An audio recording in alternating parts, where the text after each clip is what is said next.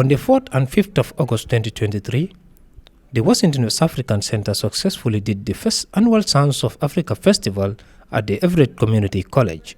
It's an honor to serve as your MC for this festival.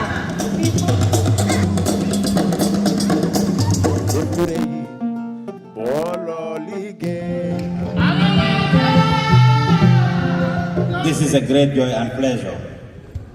Seeing an idea I had in mind since 2019 come to fruition today is something I am very proud of.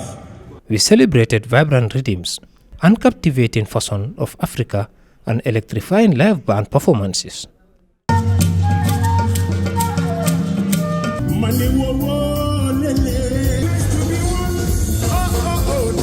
West Africans and our other partners experienced the essence of Africa through interactive workshops wherein they learned traditional West African dance moves.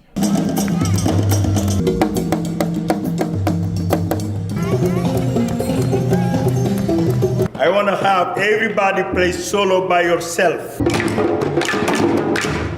This is an amazing accomplishment. It's an amazing festival, and I am so happy and honored to be invited to speak.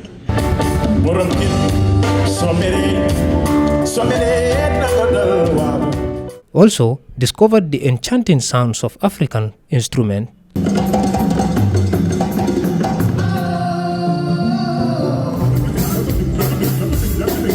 We created an event where different businesses were promoted amongst the Washingtonians.